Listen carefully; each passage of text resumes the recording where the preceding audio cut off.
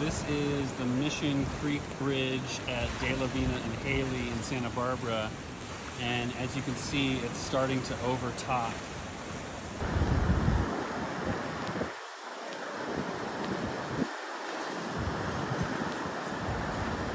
This is a bit of an unusual storm. There is not a very well-defined cold frontal band of rainfall. There is a well-defined cold front, but those are not the same things. And in this case, this is a powerful mid-latitude cyclone that actually has characteristics of one that you might find more often over the middle part of the continent, in the sense that there is less time for a uniform stratiform precipitation band to develop along the cold front, because it's such a new storm developing out of the ether with very strong dynamics. This storm is really more exhibiting more convective precipitation than stratiform precipitation, which is somewhat unusual in this part of the world. But it also means that there isn't necessarily a big contiguous swath of rain and stratiform precipitation, as is more common with California atmospheric river storms. This is a bit different.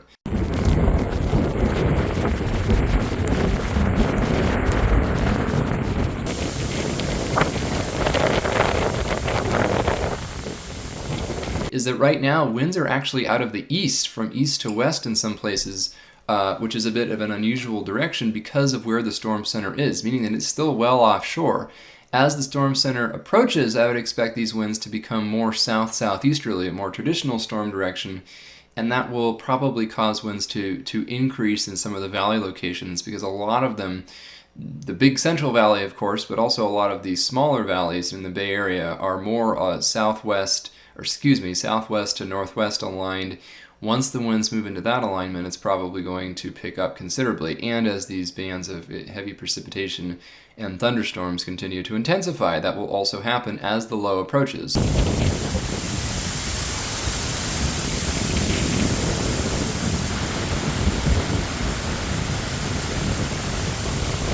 The flood risk in Northern California is less than in the Central Coast and in the transverse ranges of Southern California. In fact, it is much less. This is not expected to be a major flood event for Northern California, although there is localized flooding being reported. In fact, there is some locally significant flooding right now on the west side of the Sacramento Valley near Vacaville and Winters, as well as in parts of the North Bay, and that's because there's been, again, some unusual wind patterns.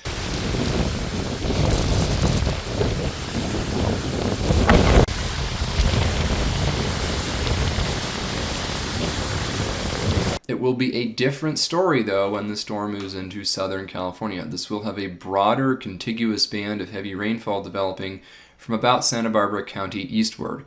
And it's going to be very slow moving, and there are some initial indications now that it may stall out Monday into Tuesday near LA County.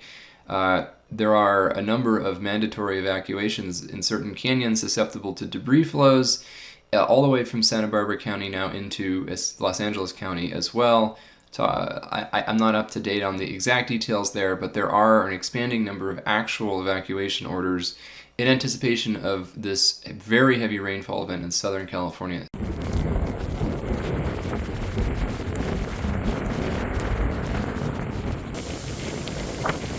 The Weather Prediction Center has now issued 2 consecutive 4 out of 4 high-risk rainfall days for much of Southern California, essentially including the LA metro, the lower elevations in downtown.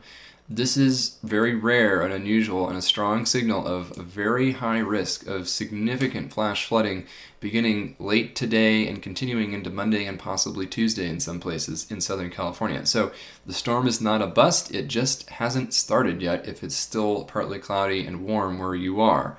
And that warmth should be a bit of an indicator, too, of just how unusual this air mass is, warm and subtropical.